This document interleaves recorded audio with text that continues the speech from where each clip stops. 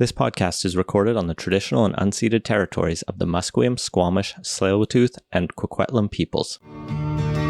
British Columbia, I've seen your mountains high, seen your pretty rainbows and your blue crystal skies, watched your winding rivers as they flow around the bend. To me, you're not a stranger, you'll always be a friend. Coming to you from the West Coast, this is Politicos. Today is April 7th, 2022, and this is episode 285. I'm Scott Bowinn. And I'm Ian Bushfield. So you got the Rona. Yeah, I'm right now on day 3 of having COVID, and do not recommend that. COVID kind of sucks. Officially, you probably won't have it for another week because data is now coming slowly. And also, you don't report your case anywhere, so... Yeah, I looked to see if there was something to play, like the rapid test thing to get added to the... They aren't collecting the data. Yeah, they got rid of that, which I guess makes sense if no one was using it because they weren't promoting it. That's a conversation for another day. On today's show, we're going to be talking about the federal housing budget, bits and bobs here in British Columbia news, and we wrap it up with an interview I did with Christine Boyle and Bowinn Ma of the new podcast, The People's Pod. So we have a lot to cover, and I hope you managed to make it through, Scott. I'm going to be making liberal use of the mute button to hide the coughing. Hopefully our editor doesn't have to do too much work. As always, thanks to every patron who keeps this show afloat. You can join them at patreon.com/politicos. But let's get into the budget to house our future, a plan to grow our economy and make life more affordable. Budget 2022 is out from the federal government. There's lots in here. I went through and totaled it up. It's $32 billion of new spending over the next 5-6 years. The background economic picture it paints is pretty positive, which is how they try to justify the large spending, though they also try to note that this is simultaneously a big spending budget, but also a cutting back to normal spending budget. We're in a very good situation. According to the budget, we have 112% of the jobs that were lost during COVID, and unemployment is actually lower than when the pandemic started, so only 5.5%. That said, we're still looking at a $113.8 billion deficit from last year, but they're predicting that will cut in half this year and dwindle down to a mere $8 billion by the end of the 5-year vision for this. So overall, trying to get back towards that not fully balanced, not fully surplus, but to a point where we're at 0.3% GDP deficit, which is pretty marginal. It's effectively balanced. Yeah, once you're kind of under 1, it's a rounding error at that point. So lots in this budget: money for housing, the economy, environment, jobs, defense and foreign affairs, healthcare, reconciliation, inclusive communities, tax fairness. We don't have time to cover it all. We'll throw a link in the show notes. Let's start with housing, though. That's a big section in here, and they leaked even a couple days ago that housing was going to be the big focus. $10 billion over 5 years. Really hard to get a head around that scale. I looked up what BC puts into housing as a comparator, and I was sharing this in our private chat earlier. BC is spending about $1.3 billion on housing annually. The federal government is spending about 10 and is putting an extra $2 billion per year for the next couple of years. So this is on the scale of the kind of investments BC is doing, which is good to see. It's still, we're still in such a horrible crisis in housing that nothing feels adequate. Yeah, and I wish I had the information directly in front of me here, what housing construction actually is nationwide here. But it's still even $10 billion over a few years. That's only part of the size of the actual housing construction space. So it's a lot of money, but also, given the scale of the problem, it isn't. So the big chunk of the funding for housing is $4 billion going to this new Housing Accelerator Fund managed by CMHC. This is something they're going to use to invest in housing in a lot of different ways, including supporting cities to speed up development processes. The target of this is 100,000 net new houses over the next 5 years. It's going to have a simple single application system that's also flexible to allow municipalities to work with them.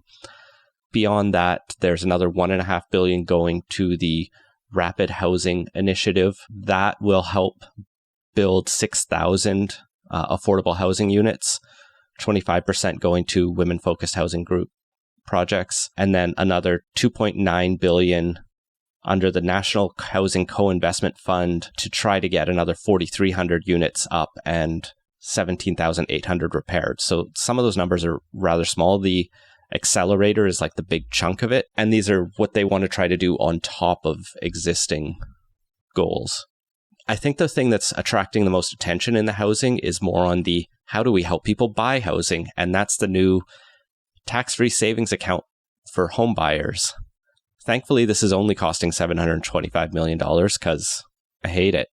As someone who likes to optimize their personal finances and loves to dig through this sort of stuff to figure out the best way to split my savings between RSPs and TFSAs and all that, having another thing to plug into the spreadsheets does excite me a bit. But yeah, it's as a policy tool, it's a little less thrilling. So that's just it. I have an RESP for my kids because it's a good way for me to save for their education, but it is definitely a way for the government to help relatively comfortable people. So this is a savings account that will let you put in up to $40,000 tax that won't be taxed once it's in there. Not just once it's in there, it lets you put in the money pre-tax. So it's like your RRSP where you get it deducted off your taxes when you contribute it. And then the TFSA, you don't pay any taxes when you withdraw it on any of the gains in the account. So in that way, it's pretty good for people. And I can see the benefits. On the other hand, yeah, you're right. You do actually need a fair bit of disposable income to take advantage of this in any real way, particularly because I think they capped it at, was it 40 years old? Is the last year you can contribute to it on that. I don't know. I don't hate it. It's not where I would be putting a lot of money, but it's not the worst idea either, though it just feels a little gimmicky. It is definitely a scheme. The Liberals are also proposing to double the first-time home buyers tax credit to $10,000 to help people buy homes. They're also going to extend the first-time home buyer incentive until March 2025, and they're putting a little bit of money, I just noticed, to rent-to-own projects. Basically, it's that challenge of we want to help people buy homes, but the homes that we want them to buy don't exist. So by giving people a little bit more incentives to buy homes, you're actually making the problem a little bit worse until those new homes are built. Yeah, it is stoking the demand side of it, which has been the tendency for governments across this country and over the years to do. And, well, if that made housing affordable, we would have affordable housing right now.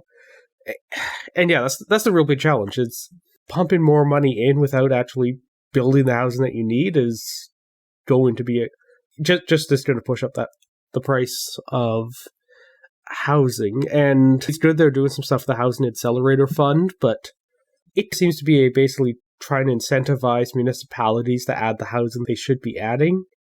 But as I think we mentioned before, adding new housing is already a financial winner for cities. They aren't lacking a financial incentive to do this, which... No, they need a financial incentive that outweighs the NIMBY disincentive.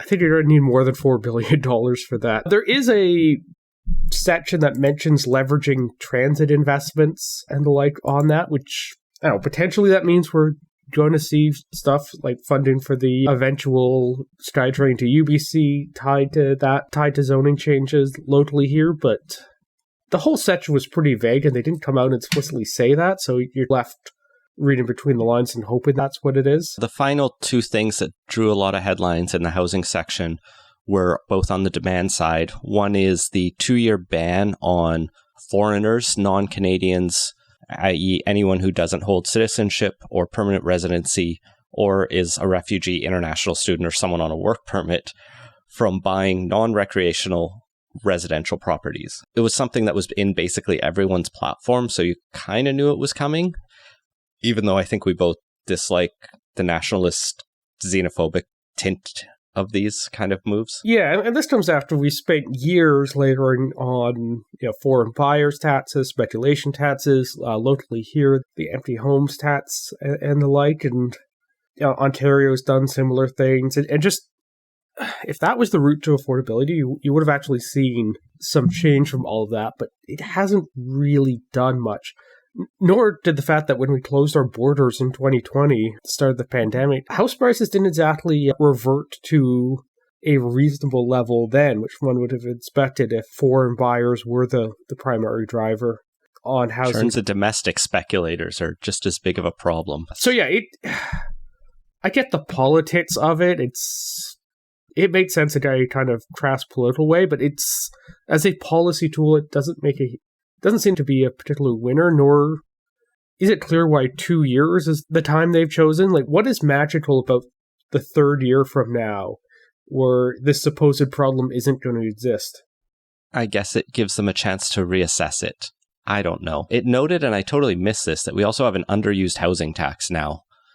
That's not a new feature in here, but it's something that those houses left underused or vacant would still be subject to. I tried to look this up. I think it was brought in or announced in January or just last year, and is a 1% tax on vacant homes. The other new initiative, though, here is the flipping tax. This, thankfully, Talib Nur Mohammed, I think, is out of the business of flipping, but might have hit people like him who sell a property they have held for less than 12 months. They would then face the full taxation at a corporate tax rate on the profits of that sale. So you buy a house for $1 million, you renovate it, or just even sit on it for 11 months, sell it for 1.3, you now owe tax on $300,000 in income.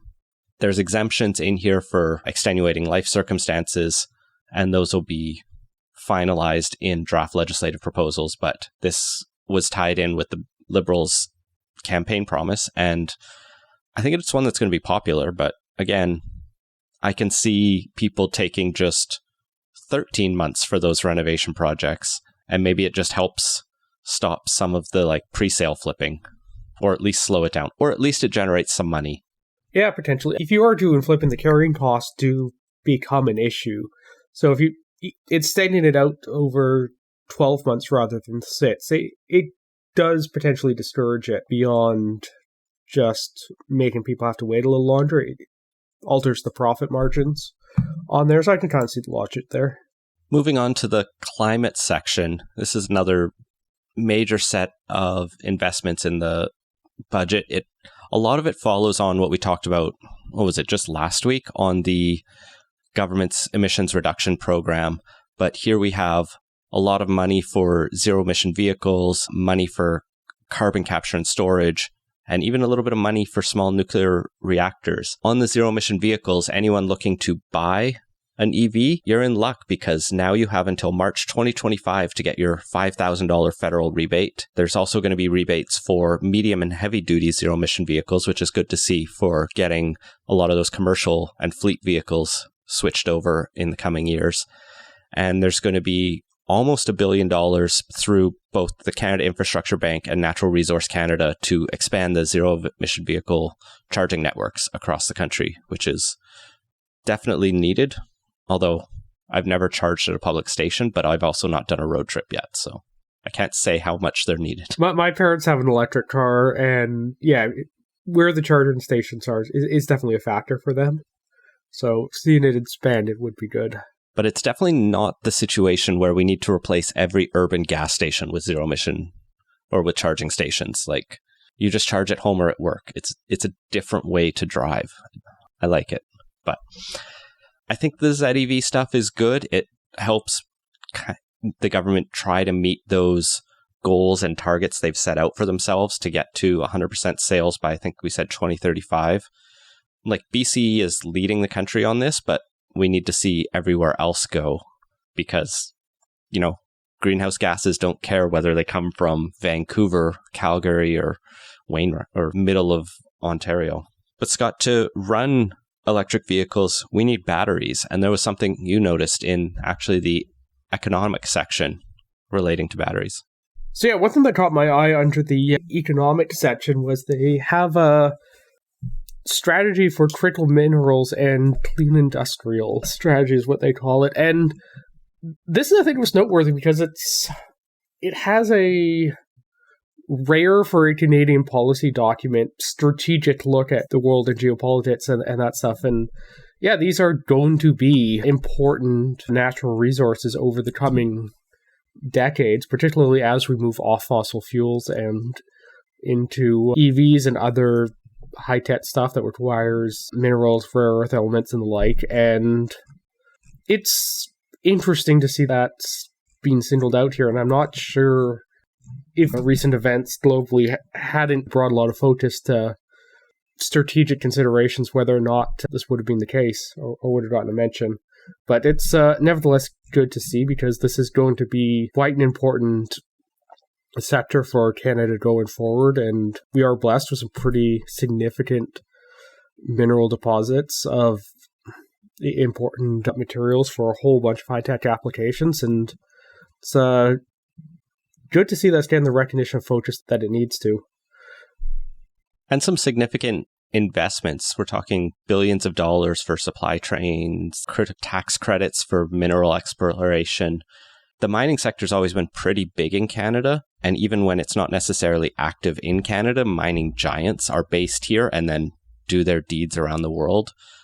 With good and bad repercussions due to that, I highly recommend Canada Land Commons' season on mining, which was their previous one to what they've just started, for some of the darker stories of how Canada mining companies have behaved around the world. But we definitely need those rare minerals to build the batteries that are going to run our cars and run the electrical grids of the future. And so making sure we're thinking about that.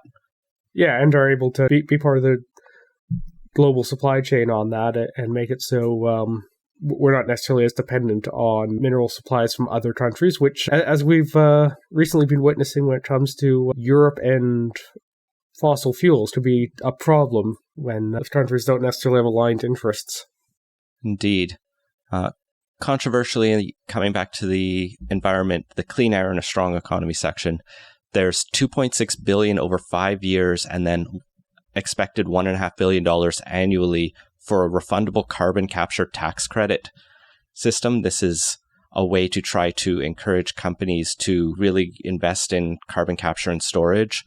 It's interesting that they phased it very front-loaded, so you get a better tax credit if you do it in the next year or two than if you do it 3 or 4 years out, which is good to see in terms of incentivize the research and development. But I'm still a little skeptical of how many companies are going to be able to do this that successfully versus where else we could potentially be putting the money in terms of decarbonization. I think we mentioned this last time when we were talking about the decarbonization plan. But yeah, it's one thing to be looking at, say, coal-fired electricity and talking about, okay, maybe we carbon capture that and keep running the coal plants, which is not a great plan at all. But there's a lot of applications for carbon-emitting technologies that are not easily replaced with electrification. And yeah, we should absolutely be investing in carbon capture, because that may be the path that leads to us to continue to be able to produce steel and concrete and other critical materials for our economy, that you can't just put up a few wind turbines and power the process that way. So I'm happy to see it. I think carbon capture is definitely something we should be investing in, but the focus should be on industrial applications rather than fossil fuel and power generation applications. If it makes you feel better, the examples they give of where carbon capture utilization and storage has helped reduce emissions includes oil and gas, chemical production, and electricity generation. Chemical production is the only one I could see that's potentially not a replaceable with electrification, depending on the chemicals in question. There's lots else in here. I know the one you're definitely interested in is the investments in small modular reactors. Here they're throwing $120 million over 5 years starting in 2022, and then $500,000 annually after that. $500,000, that's not much. That's like a couple people's salaries. That's ongoing. So the initial investment is for Natural Resource Canada to do a lot of the research necessary to support practices, things like waste generation reductions, the fuel supply trains, international agreements, and then $50 million is for the Canada Nuclear Safety Commission to build capacity to regulate them. And then the $500,000 will be the ongoing regulation cost. Yeah, no, it's small modular reactors, I think, have a lot of potential. And yeah, absolutely something we should not only be investing in, but trying to become a significant global player in the emergent sector that is them. I am slightly starting to move more towards the category of, are these in the realm of fusion, where it's always, or it's not as bad as fusion, but it's always like a little bit further off than many of the other ways we could be spending money. This isn't a huge investment, and making sure that our nuclear agencies can regulate them if they do get developed by those provinces that are pushing forward seems reasonable enough for the federal government. Yeah, it doesn't strike me as the same thing as fusion, because there's technology that's still under development there, but a lot of the stuff is existing technology that just has to go through the engineering process of actually taking that technology and developing it, working reactor designs and employing them. Jumping ahead in the healthcare section, unsurprisingly, we have the dental plan and the pharmacare promise that were both in the Liberal NDP agreement that we talked about a couple of years ago. I don't know if we really need to go through these that thoroughly, but we should mention the $5.3 billion for dental care, because last week or the week before last, we did speculate quite a bit on what the actual dental care price tag would be in it. Yeah, over 5 years. That looks like what we figured at a little over $1 billion a year. Yeah, and the rollout is exactly as the deal said. Kids under 12 will get it this year for families who make under $90,000, and then full implementation by 2025 for the dental care. And the pharmacare bill is a vague promise to have some kind of bill passed by the end of next year, and then doing more work on it with no money attached. So look in next year's budget. But let's jump to this big section, Canada's leadership in the world. This is our defense spending, and this is throwing money at Ukraine. Here we have more than $8 billion promised in increased defense spending over 5 years, most of that being $6 billion to just increasing defense and our Department of National Defense itself, but some of it will be $240 million to culture change. This is the ongoing sexual harassment challenges facing the armed forces. There's going to be $1 billion to cybersecurity, and then $500 million in immediate military aid to Ukraine, and another $1 billion made in loans available to the Ukrainian government. Yeah, so this does increase upward the trend that our defense spend was projected to, raising to about $40 billion by the 2026 to 2027 fiscal year, which is a little higher than the existing defense policy had called for. Still keeps it under the 2%, which I think a lot of people were keeping an eye on to see whether or not they would hit that. Also quite noteworthy, the budget commits to an immediate review of the Canada's defense policy here, which is good because the existing one, strong, secure, engaged, was not a policy that had, I think, a overwhelmingly clear amount of focus on anything, or particularly grappled with the reality of the current, and at that point, this was 2017 policy, kind of likely developments in the global security situation. I was just flipping through it a little earlier today, and they didn't even have what the global situation that needs to be responded to. That part didn't actually come until the third or fourth chapter in it, after they'd already laid out what they wanted to spend the money on in that. So it was not a document that I think necessarily provided the focus and the clear direction that was needed. So having an updated one, particularly after the recent events, would be very good to that. I do hope we take some time on it, though. Like, to rush this in the current climate, I worry it's that kind of issue. If you develop a policy during a disaster, you're only going to have that disaster in mind, right? Like, obviously we need to have a sense of what our policy should be, but we can't write it just in context of Russia invading Ukraine.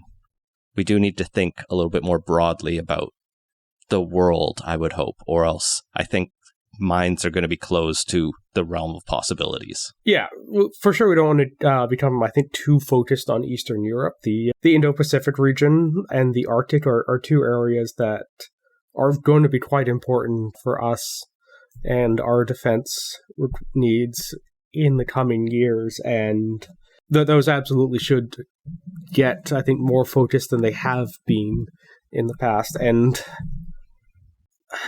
I think we also need to make sure that what gets written down is actually followed through on, because the current policy is 5 years old now, and several of the things they identify there are still very much not being done or not anywhere near as far along as they should be. Oh, this reminds me of every strategic plan at every nonprofit I've ever. One of the things they mentioned in there was that the Army needs to get proper air, or really any air defenses, after we lost that capability a while back when we didn't replace the aging systems that we ended up retiring. We're still pretty far away from that, and that's not exactly good if we get into a situation where we need to deploy the military where there's a near-peer adversary on that, because I don't know, like at this current moment, our best case scenario would be to scrounge up a few shoulder fire stingers, and that doesn't really do much good against fast air. Anyway, the point is there's some pretty big gaps there, and an additional $8 billion is good, but much more needs to be done on that. Unfortunately, in this section, it ends with a bit on international assistance and international aid, and it talks a bit about supporting the fight against COVID and strengthening global health security, but there's not a lot in there. There's $300 million for Global Affairs Canada to address health security priorities, but otherwise it's just continuing status quo on the international aid front. And one of the things I'm thinking about more and more is, what if we're going to try and take this approach to the world? One of the things that can build you allies better than just having a military as defense is being the kind of country that supports them. Like, the reason China is building so many allies around the world is because what's their program? The Belt and Road program is so prosperous for so many countries, and it looks like strings attached, and maybe it is, but it's also money and support for countries that need it. And where is our similar, like, Marshall Plan level, make the world a more prosperous and stable place? So they like us. And in many ways, the Belt and Road Initiative has fewer strings attached than a lot of Western aid programs, particularly for countries that don't mind that China doesn't really seem to care too much about their own internal human rights situations, which maybe not a direction we want to go down, but does definitely, I think, present challenge. And yeah, the global diplomacy part is a important one for sure, and being able to come in and do more of that kind of funding and infrastructure work would definitely be important. The other thing that jumped out at me and was a fairly significant section in this was the enhancing Canada's cybersecurity, where this budget allocates $875 million over 5 years, and an additional $238 million in ongoing measures related to cybersecurity on that, including $263 million to enhance CSE, that's the Communication Security Establishment, our agency responsible for this, to enhance their abilities to launch cyber operations to prevent and defend against cyber attacks, as well as an additional $180 million for CSE to prevent and respond to cyber attacks on critical infrastructure, and additional I won't go through all the numbers for protecting crown corporations, as well as providing support to the private sector and this stuff. So this continues a trend we've definitely seen, where cyber security and cyber operations are a significant focus of this government's security policies. Coming back to Canada, there is $10 billion put towards moving forward on reconciliation. That's split over 5 years. A big chunk of that $4 billion is to go over 6 years to enact what's called Jordan's Principle. This is the idea that when there's an Indigenous child needing support, whatever government, whatever agency they come in contact with first should just deal with it and pay it. And you can sort out which bureaucracy is actually supposed to pay later, but save the child's life should be a priority. So the fact that has to be said and emphasized and requires $4 billion to make sure it happens is quite an indictment on this country, but it's good to really start to push to make the changes necessary to protect those lives. There's another $4 billion going to Indigenous housing over 7 years. That's super interesting because it adds on to what's we said is a moderate, potentially not like historic, but a sizable increase in housing spending, but still not enough. But the fact there's another $4 billion here does help. And the last thing I found really interesting in here, there's actually quite a bit in the reconciliation section, is that the government has been working with Indigenous communities along the Trans Mountain Expansion pipeline corridor about next steps towards greater Indigenous participation. And those will be announced later this year, which makes me think they might sell it to an Indigenous consortium. That's definitely been something they've been hinting at for quite a while. In fact, I think they'd even said pretty much right after they bought the pipeline, that was one of the groups they were thinking of selling it to once the project was completed or further along. And the final section here there's a lot more in the budget, of course, but the final thing, we'll just round up a couple of the ways they're going to make money and then just one or two neat things that are one of the big ways they're going to make money is taxing banks. These are things that came straight out of the Liberal platform, so they shouldn't be that surprising. It's effectively a one-time excess profits tax on the largest banks and life insurers. Those who had incomes over $1 billion in 2021 will have a one-time 15% tax on that, and they'll have 5 years to pay that out. And then there'll be a permanent corporate tax increase for just those sectors of 1.5% on their incomes over $100 million. I think this could apply to all companies. If you're going to do an excess profit tax and a corporate tax increase, like, no love for the banks, but grocery stores are making a ton of money. Amazon's making a ton of money. There's a lot of companies that you could go after that you don't need to just limit it to the banks.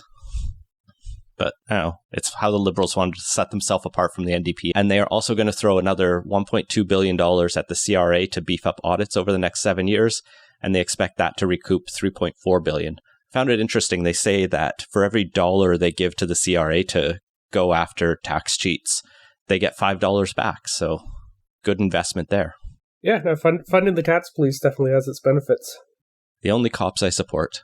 Except when they go after the low-income earners. They need the money to go after the big whales. If you are a non-alcoholic beer drinker, you won't have to pay an excise tax anymore. So cheaper near beer for you. And we have also committed to a few legislative changes to facilitate our participation in the Lunar Gateway to go to the moon. Interestingly, this includes changing the criminal code because I guess what was in the criminal code that prevented this? A couple lawyers have told me there are space sections to our criminal code, and I haven't had the time to look it up yet. But I guess Canada law, criminal law may or may not apply to space. I think this has to deal with if Canadian astronauts are on the space station, which criminal law applies. Like if there's a murder on the space station, it's not international waters, I guess. Anyway, yeah, that's maybe the budget. There's a space station section there. It might have to say space station and Lunar Gateway now. That might. Yeah, they're probably going to have to change that up to expand it out to. I would have just said that. Why specify space station? Why not just any space-based vessel or the like? I'm not a criminal lawyer, Scott. I don't know. Or a space lawyer, which probably one of the space crime lawyer. Yeah. Probably one of the cooler specialties in the law. That's the budget. There's so much more in it.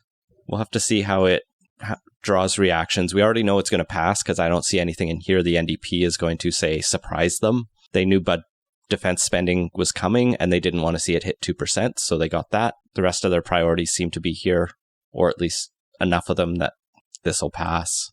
I was actually going to say, like, other than the dental care, there isn't actually a huge amount in here that really screams NDP on a lot of this stuff. But the housing stuff was all pretty much lifted from the Liberals' own platform. But we went over this. The deal was mostly Liberal platform items. Yeah, I'm just saying, for like the NDP, I'm not sure there's a huge amount of wins they can come away with this from in terms of selling to their base that we're getting a lot out of this deal if they're a lot of Liberal platform ones rather than NDP ones that are making it through here. The only other bit of federal politics news I'll note, we don't have time to get into it and neither of us have read up enough on it, is that the federal government introduced its major legislation to force Facebook and Google and really potentially any site that hosts links that is large enough for the government to care to have to pay news outlets that they link to. But you'll have to get together and make deals. And if you don't make deals, the CRTC will make you make a deal. It's a weird system. It's based off the Australian model. We'll put a CBC link in the show notes and we'll hopefully come back to this. And in the meantime, go check out Michael Geist complaining about it, or Jesse Brown on Canada Land complaining about it, or I don't know, read any newspaper and they're happy about it. Jumping over to BC politics for a quick roundup of what's happened this week, because it's actually been pretty eventful here in the province, in the legislature as well.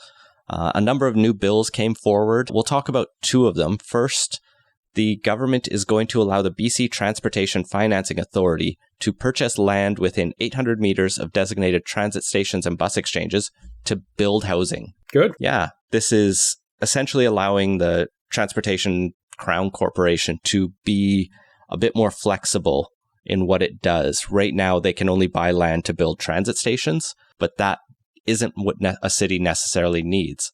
Yeah. Because they do want to build transit-oriented developments, and sometimes the cities aren't always as cooperative or encouraging of it, or even have the cash to do it. Yeah, not only that, there are definitely places around the world where the transit itself gets funded by the development that it enables on top of it. Hong Kong, I think, is the most commonly cited example, but there are others.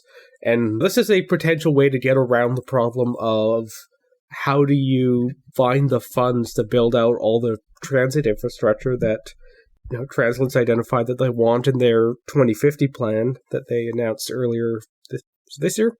Yeah, I think it was earlier this year or end of last year on that. And yeah, one way to do it is you buy a bunch of land around where the SkyTrain's going to go, build the SkyTrain, build a whole bunch of housing on top of it, and the revenues from the housing support the construction of the SkyTrain, and you're less dependent on 3 levels of government managing to come to the table and figure out their funding model on a case-by-case basis like happens now.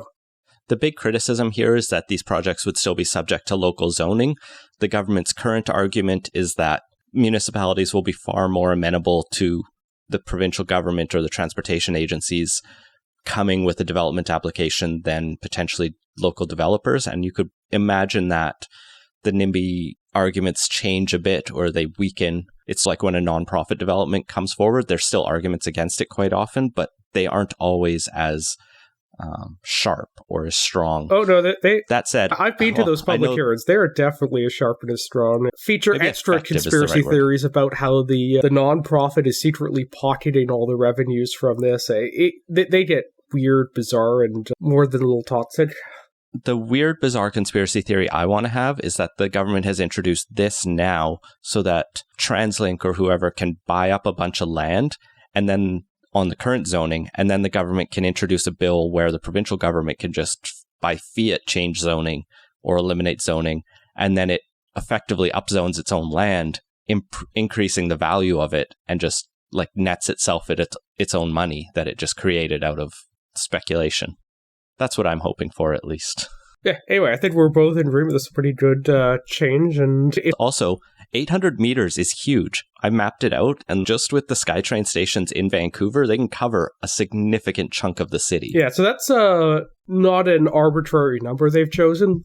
800 meters is the rule of thumb for what a rapid transit station's watershed is. So if you're going to do it, 800 meters is the obvious distance to select. But yeah, you're right. This does cover a huge amount of East Vancouver, and as well as a decent amount of what's of the west side too, particularly with the new SkyTrain and the Canada Line.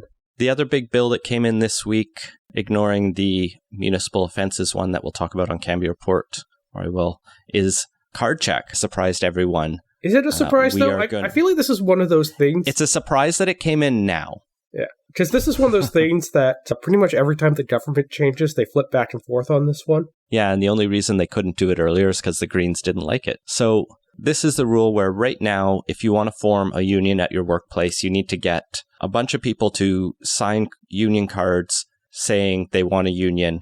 And then if they hit a certain threshold, you have a secret ballot where you need 50% to form a union. What they'll change it to is if 55% of employees sign a membership card, that's effectively the vote. That is the vote in that people have said, we want to be a union. A clear majority has done it. They're a union. And this is how it works in some provinces. And like you said, it was the way it worked in BC from 1972 when the NDP was first elected, actually until 84. The So-Creds under Bill Bennett didn't eliminate it right away. And then from 93 until 2001, when the NDP was in government again.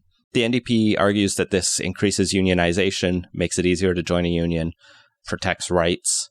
I'm largely supportive. It's fairly clear that if a majority have already signed these cards, that a majority supports it, and requiring a second certification is just a chance for an employer to really lean on employees to not do the thing. There is also provision here where if only 45 to 55% sign cards, they can go to a secret ballot for certification. The other half of this bill would allow construction workers to switch unions annually, rather than, I guess, sometimes they're stuck in the same union for up to 3 years.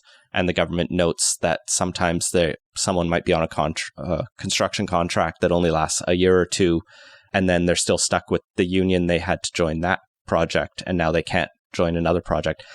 I think this is all about CLAC, the Christian Labour Association of Canada, which is largely known as the union or the bosses union, and the one that the government won't recognize as a real union because it's not. And so if you want to work a government contract, you need to be able to get out of CLAC. And this is that, I guess. I don't know labor law quite well enough to know the ins and outs in that, but that's what I've been able to suss. This will pass because the government has a majority. Independent businesses are already mad and yelling and screaming about it, and Labour is happy to see it. Yeah, it'll get switched back again with the government's change. Because this is really one of those things where it's just different philosophies between the two parties just govern on this one. And yeah, I don't know. I don't mind the secret ballot. If it's good enough for voting for governments, it's seems to be good enough for the sign on a union too. But I don't know. Like I said, it's one of these policies that's just in a yo-yo. Unions are also proving to be a little bit of a challenge for the government today, as the BCGEU has said that their talks in finding a contractor at an impasse. It's hard to tell what this will mean if all the they've been trying to find a contract for a little while now. The GEU is asking for a cost of living increase at the Canada-wide inflation rate, or 5%, whichever is greater, for 2 years. The government is offering 1.75% increase this year and then 2% each of the next 2 years. I think that initial offer from the government is what a lot of the other public sector unions got. And it seemed more reasonable 2 or 3 years ago when inflation wasn't so bad. But now with 4 to 5% inflation rates, you have to look at it and go, if you get a 2% increase, you're getting a cut in your real wages at the end of the day. And so I see the union's argument, but I also understand the government not wanting to suddenly have to pay all of its workers 5% more. Yeah, it is 5%. Yeah, it's cost of living, or whichever is greater is a pretty key part of that. Because if inflation is 3% next year, they would be paying 5% in that case, and 5% compounding year after year starts to get unsustainable at some point. They might be happy with cost of living this year and 3 or 4. They just want to see a bigger wage increase, and there's a big gap here, which I can get. I can understand why that's going to be frustrating. So keep an eye on that.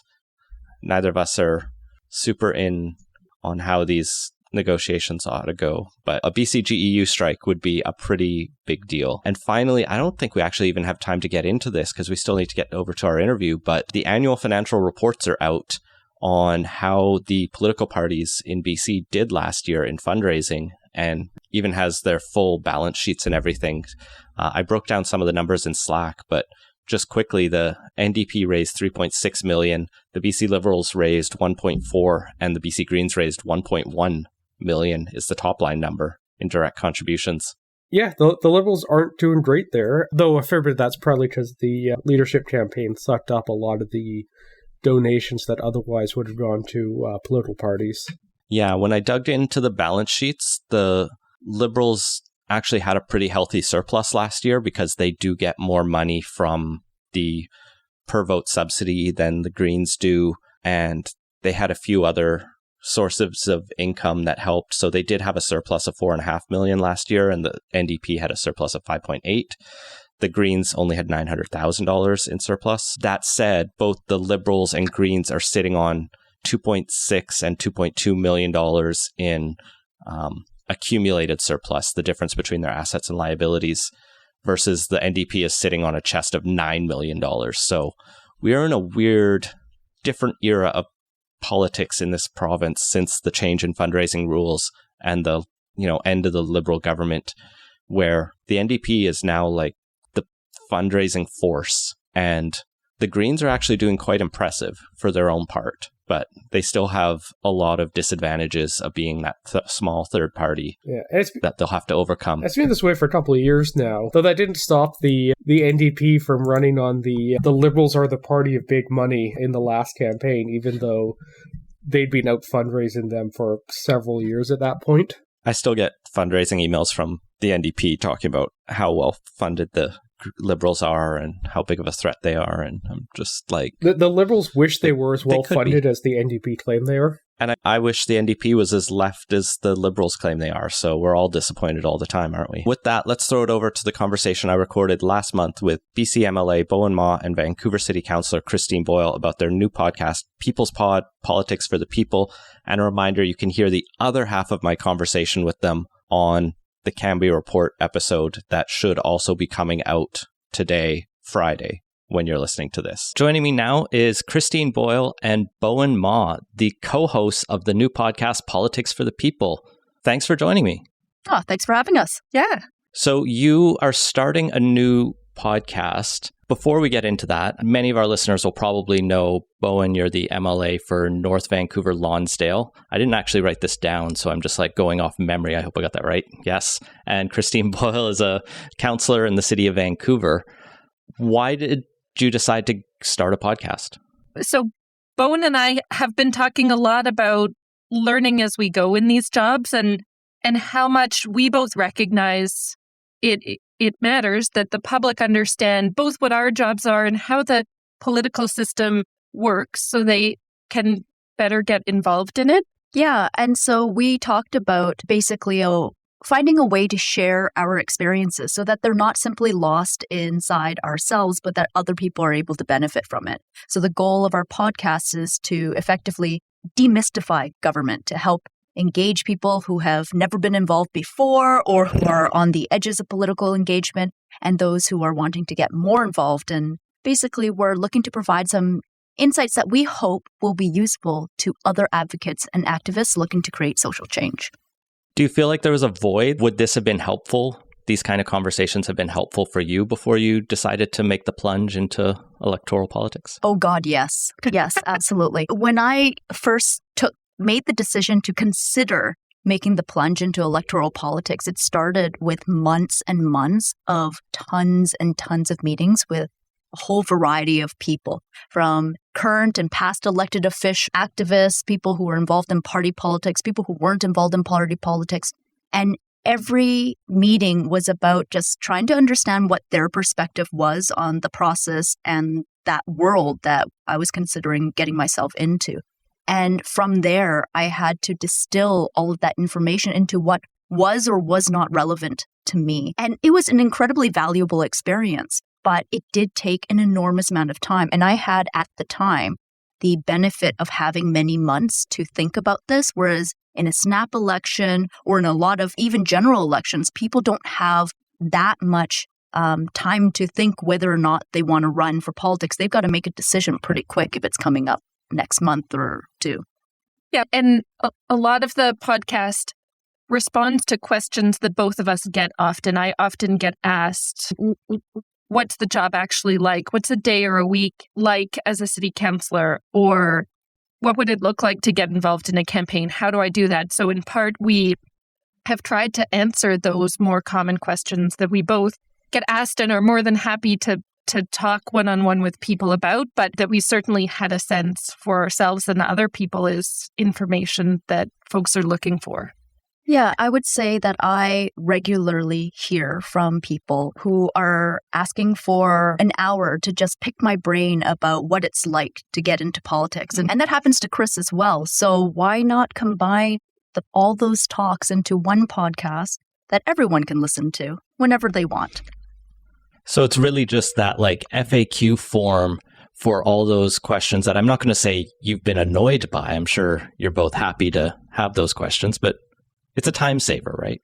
Yeah, I love having those conversations, but can't have as many of them as would be valuable. So this is like a starting place. Yeah, and I would also say that rather than it being really an FAQ format, like Chris and I did take the time to storyboard this out. Like, what kinds of themes do we need to talk about? What aspects of the involvement do we need to cover? And in order to try to condense all of our experiences into this 6-episode miniseries format, we really had to be quite judicious about what it is that we did want to make sure we got into these 45-minute to hour-long episodes and what we could probably leave for a future podcast if people are really that interested. Yeah, and we wanted it to be accessible, and there's probably a bunch of information in there that some listeners will know already, but we wanted to make sure for someone newly exploring political involvement, we're not leaving any gaps. So I've had a chance to listen to the first couple episodes, which are those very introductory episodes. What is this podcast about? And why did you both get into politics? And what is your backstory? Beyond that, what you mentioned, there's a 6-episode arc. What are the major themes that listeners can expect to hear? Great question. So the first episode is about how we got here and some of our own stories. The second episode is what the work looks like, what a week in the life of both of our jobs looks like. The third and fourth episodes are my favorite, and they're a pair. The third episode is about making change from the inside and what we're learning working inside government in terms of how change happens from that position. And then the fourth is about making change from the outside and what we've learned and observed from our positions in government about what makes effective social change, advocacy, and activism from outside of government. Our fifth episode then talks about the actual process of running in an election or being involved in an election. And episode 6 is an Ask Us Anything wrap up. The story arc it was very deliberate for us to leave the episode about running for office to later in the podcast, because I think that when people think about a political podcast and you're going to learn what it's like to be in it, instinctively we thought, we would just put the election episode up front, right at the front of the podcast. But after some storyboarding and some discussion, we realized that we really wanted this podcast to be about civic engagement. And elections are only a part of that civic engagement. Elections are if you're deciding to run in an election, that should be driven by your desire to create social change. And there are other ways to do that as well. And we want to really emphasize that. And so that's why we started the first episode about how we got here. We shared our personal stories about how we became politically activated, because sometimes you'll get politicians, elected officials who decide to run after having been through a lifetime of political activism. And then sometimes you'll have people who are like me, who have never been political and found my way into it as an adult and had to learn very quickly what all of this meant. And that's okay. That range is what we want to really have people understand is, I guess what we're trying to say is you don't have to have a political pedigree to be involved in politics here in BC. And as Bowinn said, the 6th episode is a kind of grab bag of questions. So we're inviting folks to send us questions. I'm sure there's stuff we haven't covered enough of in the earlier episodes. And so we'll see what we get and do our best to answer all of those questions for our last episode of the mini-series. So I want to rewind a little bit in time and just figure out how exactly we got here. So you both had this idea of you've been facing these questions from constituents, from supporters, from people in the public who want to know more about politics and you want to talk more about it. Who actually came up with the idea to do a podcast? Like, we were talking about that recently. Neither of us can remember. It's been maybe a year in the making. We've been talking about this, and then both of our schedules are pretty demanding. And so we just kept not quite being able to get it off the ground. We liked the idea. We've met with some people. We've got some advice. It took a while.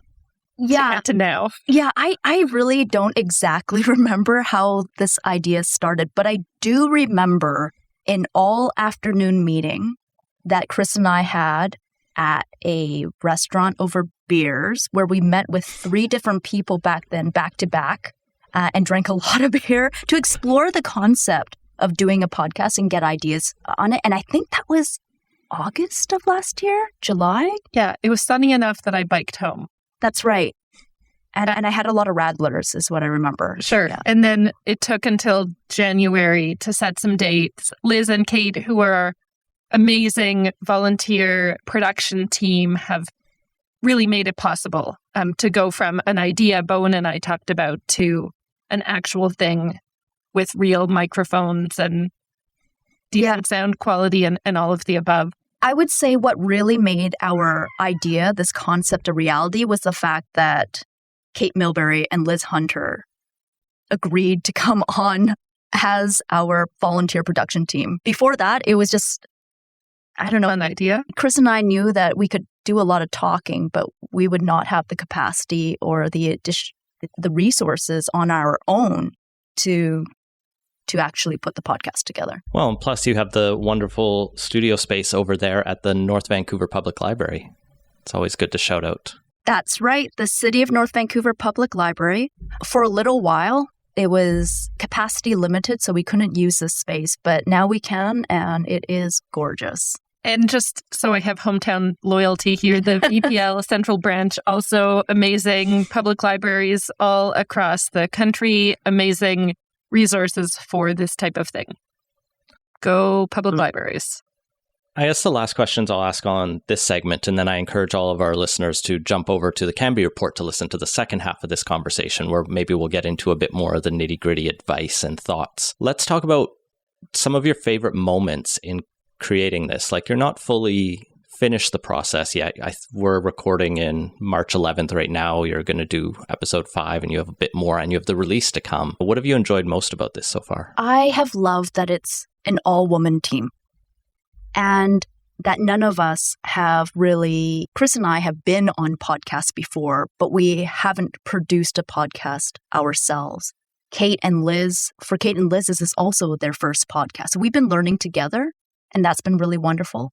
I've also really appreciated that, I reflect on the time that when we recorded our episode over at Kate's house and she had her kids in the house and her kids were running around upstairs and they're going in and out of the home and we needed quiet. And we basically had to take into account the fact that she is a mother with children and coordinate the schedule accordingly. And that's a perspective that I think we had hoped to bring in the creation of this podcast, the perspective of being women legislators, a woman of color, a mother of young children. Like, it's a perspective that is, I think, often missing in a lot of political podcasts out there. Yeah, I would add to that.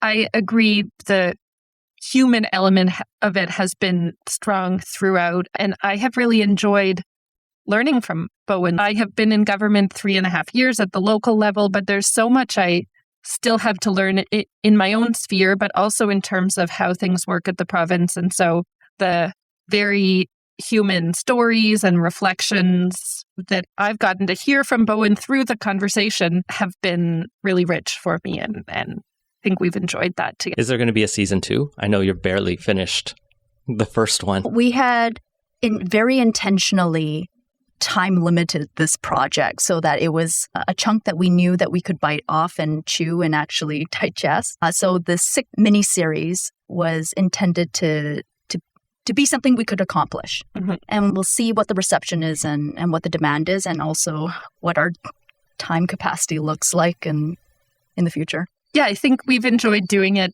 and we want it to be useful, not just a project of hearing our own voices. So we're interested to see what people say in response, and we'll have more conversation after that. In the meantime, we are avid listeners of other people's podcasts, and we'll keep doing that. Yes, and I would say that we got pretty sick of our own voices pretty early on. I'm looking forward to finishing that 6th episode. I'll just say you're lucky you have other people editing you, because I've edited so many of my own voice, and you just learn all of your vocal tics, and it's soul crushing. And you just learn, like I say, I know a lot. That's weird. Yeah. Even just re-listening to episodes I find difficult sometimes for that reason. So our editors, amazing. Huge gratitude to them. Yes. So where can people find the podcast? It will be on Buzzsprout, and then through there on all the places where you find podcasts. Yeah. See, this is how new we are to the podcasting world. We will also have a website, peoplespod.ca. And you can find Bowinn and I on all of the social media channels, and send us questions for episode 6 there, or at questions at peoplespod.ca. Questions at peoplespod.ca. Yeah, send us questions. Find us on social media, on the website, or all the places that podcasts are. Great. Thank you so much. Thanks, Ian. And that has been Playtoast. Find links to everything we talked about at playtoast.ca. Support the show and get access to our Slack channel at patreon.com/playtoast. Our intro music credit is Beautiful British Columbia by Serge Plotnikoff. Playtoast is a production of Legend Boot Media, and editing services are provided by CHLY 101.7 FM in Nanaimo. Thanks for listening.